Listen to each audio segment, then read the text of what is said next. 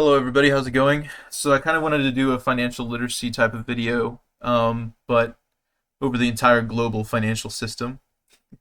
Often doesn't really get talked about. Usually, if you're taking a finance class in Europe or in the United States, it tends to be pretty centered on uh, the United States. But in general, modern finance can be treated as this hierarchy of promises, as this slide says here. Every single layer of promises issues claims, and they're credible because they can be converted into something that is higher up in the chain of finance and ultimately terminating in some final settlement. Like if there was an axiom of finance, I would say it would be the axiom or the law, if you will, of like final settlement. That if I have a gold bar and I give somebody a receipt or a claim on the gold, right? Then eventually that receipt should terminate into some final settlement. If it's too expensive to, bring gold all the way over across seas, whatever. So that's kind of the idea here in finance. So if you've ever thought deeply about that, just that's what they are. They're chains of promises. Okay. And the core idea again is settlement. So around the idea of collateral sits funding, and around funding will sit credit and credit promises. And around credit promises is basically the entire real economy. So the global financial system is not the separate thing from markets like bonds, banks, or the repo market, forex, credit, crypto, even. But it's kind of this like interconnected balance sheet machine organized around these convertibility promises and settlements, the promises of settlement. Okay, so when somebody says I have $1 million, right? They're rarely holding physical cash. They hold a bank deposit and or a money fund, money market share, a treasury bill, a repo claim, a stable coin, or maybe a balance in their brokerage or something like that. Um, there are distinct instruments that have value intrinsically, but we treat many as near money equivalents under some normal conditions because of the idea of convertibility. So, convertibility just says if I have a claim and I can convert it to another claim and convert it to another claim, that gives me the settlement asset that I want, right? And the system will settle on different on pillars of promise convertibility. So you have promises. These promises can give chains of promises that convert, from claim in to claim in minus one to settlement. Okay, and our goal is just to map the architecture that kind of connects all of them. Okay, so the fundamental principle to understand about balance sheets, relationships, or even reading a balance sheet, if anyone's ever opened one. I'm sure that a lot of people, my math and physics audience, haven't really been exposed to financial concepts like this, so um, I figured it out, so you don't have to. I was a managing director for um, stuff. Okay, so that's all I'm gonna say.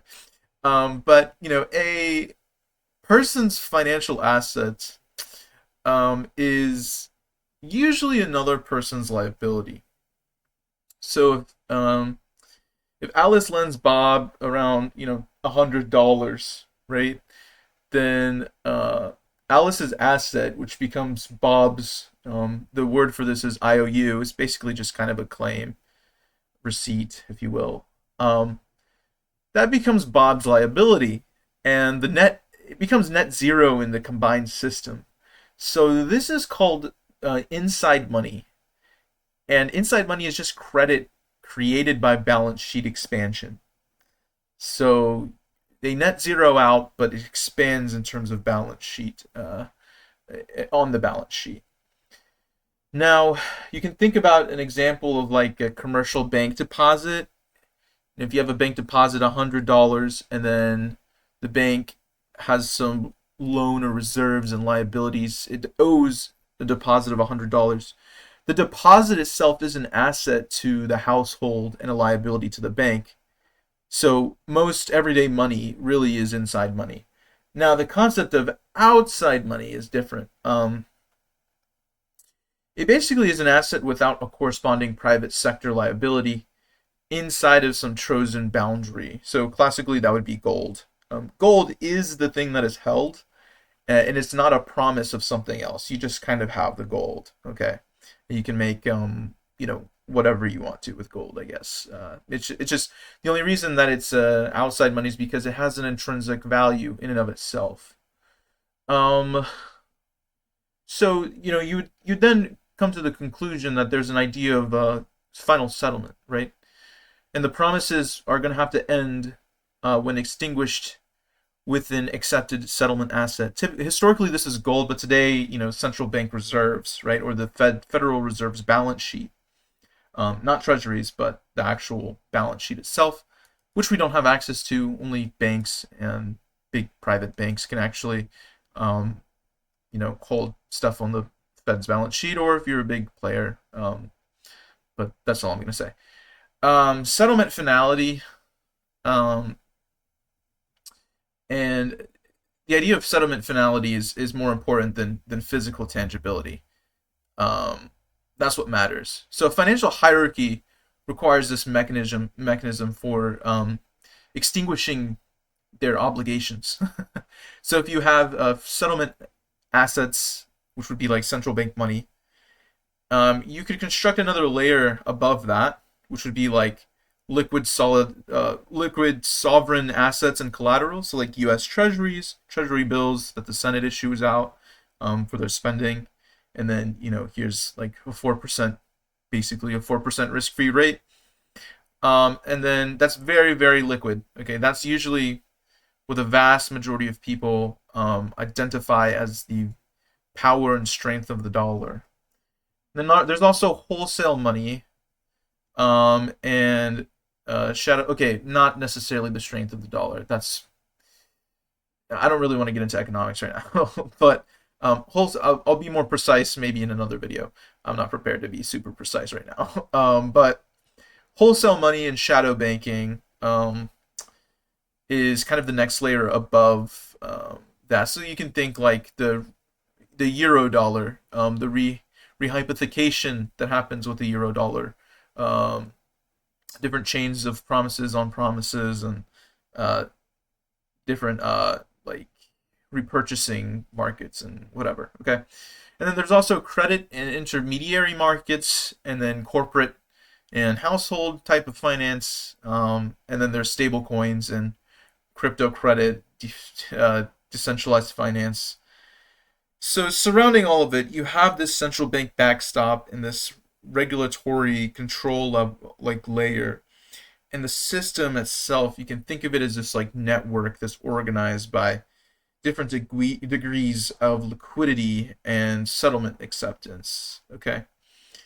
So that's great. But it begs the question: final settlement money alone is insufficient for modern economy, right? So if you can imagine settling trillions of dollars a day in physical gold, right? Doesn't make any sense. So the system needs abundant, standardized, and electronically transferable information in sensitive assets. This is kind of what we have to compromise with, the idea of information in sensitive assets. And so the U.S. treasuries kind of fill in to perform this role. They are the government's liabilities, but they're a function they basically function as high quality collateral.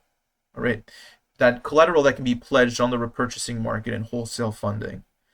And this is a practical, scalable substitute for gold. And information in sensitive assets kind of just the ideal collateral in general requires zero due diligence. So treasuries excel here, and their value is widely accepted without any constant fundamental analysis, making them infrastructure for money creation rather than mere investments. So that's kind of the attractiveness of information in sensitive assets. And by the way, if you want to read up on this, I would recommend New Lombard Street by Pearl Merling. I think. Double check me on that. But yeah. So ideally, what this leads to is the idea of a repurchase agreement. And economically, a repurchase agreement is a collateralized loan. So if you have some time at T0, Bank A gives treasuries and receives some cash, and then at time one, Bank A returns cash plus interest and receives treasuries back.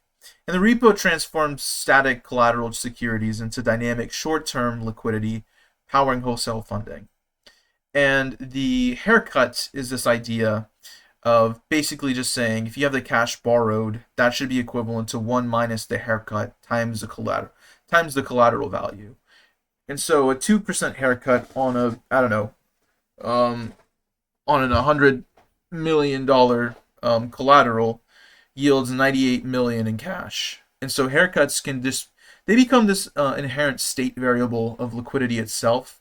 And I also mentioned this a little bit in my I think 6 laws of finance video, 8 laws of finance, 6 I don't remember. But yeah, so you also have the idea of funding acceleration or spiral, right? So if you have higher rising haircuts and there's lower funding capacity, this forces sales and falling prices to then insinuate that there will be higher haircuts, and you get this positive type of feedback loop. And this is kind of a nonlinear dynamic that was central to the 2008 crisis. If you go back and kind of look at the Federal Reserve's coverage of this on their publications, everything's on their website. And you can also see there's also wholesale runs as well. So there's no really retail depositor lines that are needed. Lenders simply can refuse to roll funding or raise haircuts, and then the liquidity will just evaporate through the balance sheet. And so that's usually when the Fed has to come in and become the casino dealer. All right. So that's kind of where that comes in. Shadow banking.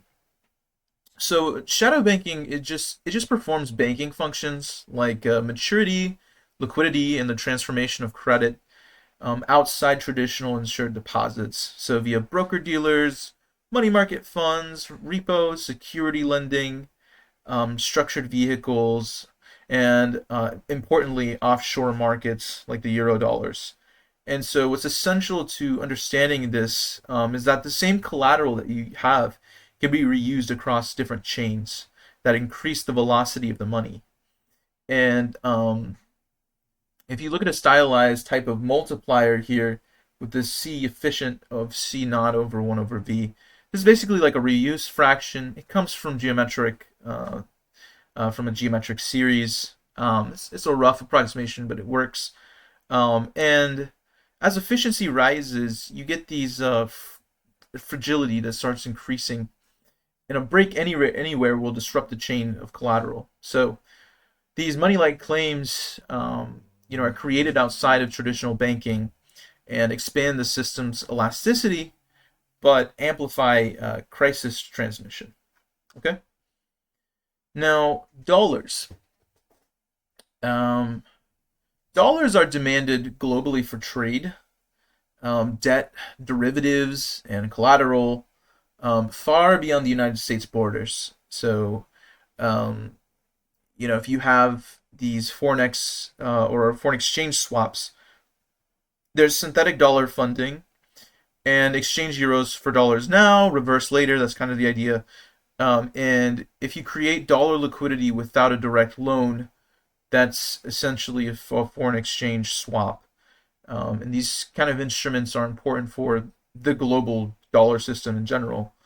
And there's also the idea of a cross-currency basis where if you measure the deviation from covered interest parity, this is an interesting type of financial concept because a large negative basis would signal an intense offshore dollar scarcity and funding stress.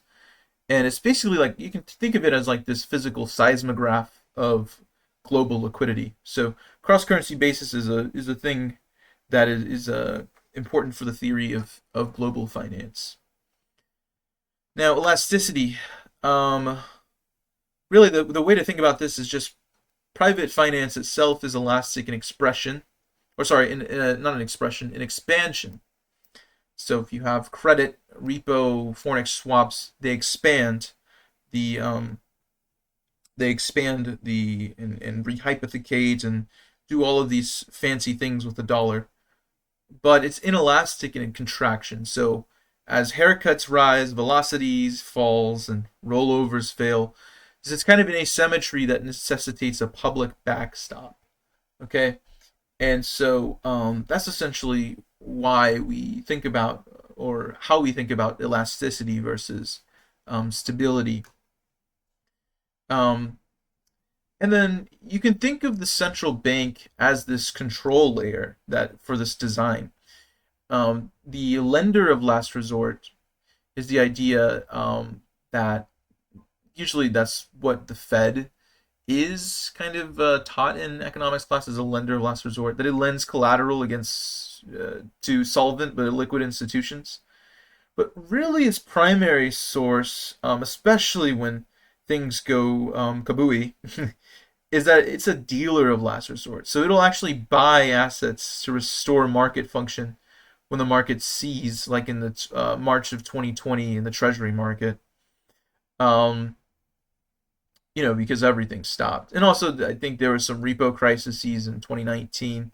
And, these crises, the banks running out of money is just kind of a thing. Okay. So just take my word for it. And then there's things called swap lines.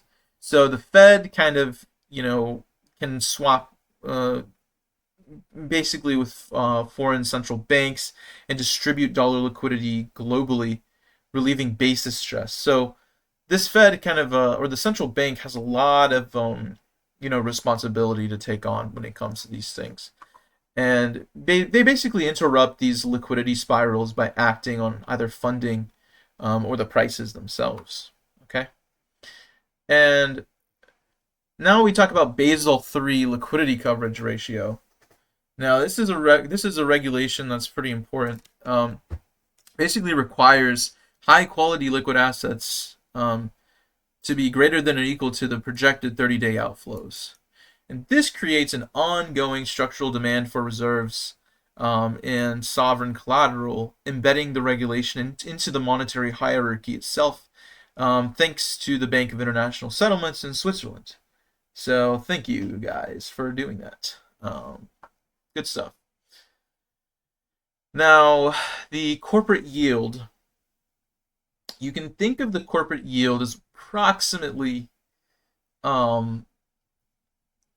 basically the risk-free rate with a default premium and a liquidity premium and some other risky technical premium. But you can think of credit spreads and credit markets to widen in crises, not only from higher default intensity but from liquidity and funding stress.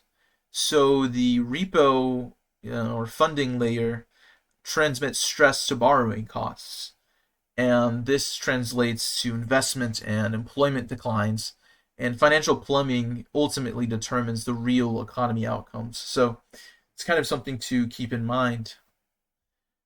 And if we were to kind of unify the idea of a crisis, it's rough. Okay, this is a rough way to think about it, but you have a shock, right? That then gives some metrics, some sentiments about confidence that implies that haircuts are going to go up, that implies that funding is going to go down and leverage is going to go down, sales will go up, prices will go down, and equity will go down. So the haircuts really are where the key. This is the loop here because, as you can see, haircut goes up, funding down, sales up, prices down. Haircut goes up, haircut goes up. And central banks have to break this loop by basically injecting liquidity or asset purchases. So that's kind of the thing to keep in mind as well. Global demand for assets serving as a store of value or collateral or buffers and margin, this vastly exceeds the supply of truly safe liquid instruments. So sovereign debt finances governments and provides private finance infrastructure. So basically, the collateral scarcity is trying to constrain leverage and liquidity creation. And so that's kind of how to think about safe assets, the shortage of safe asset scarcity. And you can read a little bit more here. But the idea for crypto um, and the introduction of crypto into this, I guess, construction that we're making is that stable coins are this first thing to note about crypto is that it does not escape this financial hierarchy. Fiat-backed stable coins are inside money, and private liabilities will be backed by treasuries and cash, and they reconstruct classical banking on a new interface and increase demand for sovereign collateral. There's also decentralized finance, where you have these algorithmic collateralized lendings for deposit C, borrow at D, with an loan to value ratio, auto liquidation on breach. So this mirrors the repurchasing market, but with smart contract enforcement instead of by discretion of the private banks. Um, and this automates collateral, so you're borrowing capacity transformation as well. So just the capacity gets transformed. And finally, rules. This core tension here with crypto is that rules provide credibility, but the human discretion provides crisis management. So the blockchain does not eliminate the elasticity stability trade-off or the need for backstops. So that's why the central bank still kind of exists today. That's a good explanation, approximate explanation for the reason why. All right. Now, the entire idea is that your final settlement is basically this. It's this final. Your final settlement is the final. It's central bank money in this model. Okay, and sovereign collateral is just your treasuries and your repo market. Your rehypothecation and foreign exchange swaps is your wholesale and shadow banking. That's the way to mainly think about it. And then you just have credit markets and the real economy, crypto. You have these household and firms. So the control layer here of this, the control layer of this entire construction of global finance is the central bank, swap lines, and these regulation type things that, Basel III implemented.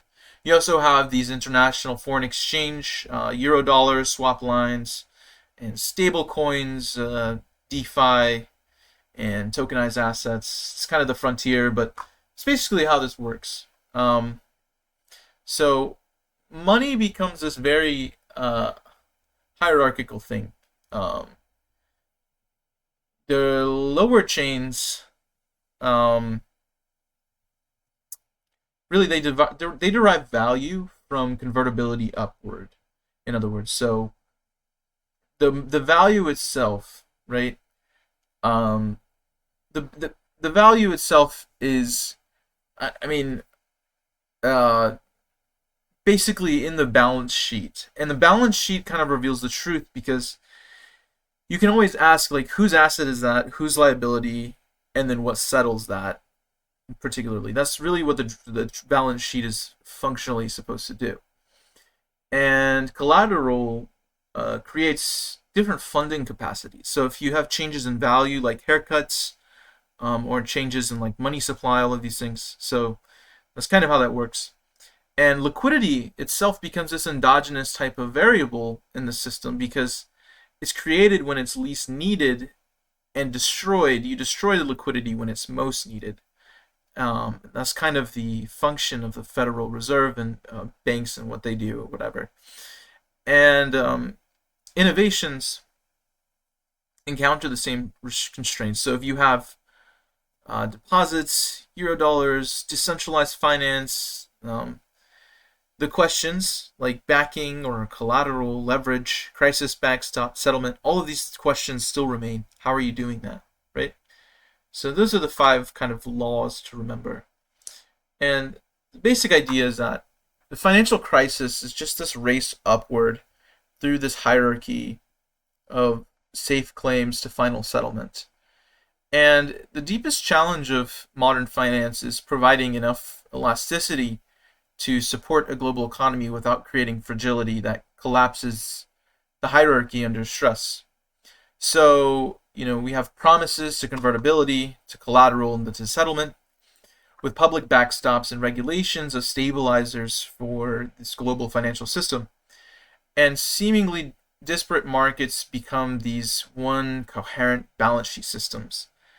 And the foundation enables us to have a deeper analysis of the dynamics for collateral velocity, endogenous leverage, and liquidity spirals, credit transmission. So it becomes a really inescapable thing because even with crypto and decentralized finance, it primarily builds these new types of interfaces around the same primitives, but understanding how it equips us to interpret crises, policies, or technological change, these things kind of yet to remain seen. So that'll be all. Thank you guys for watching, and I'll see you guys in the next video.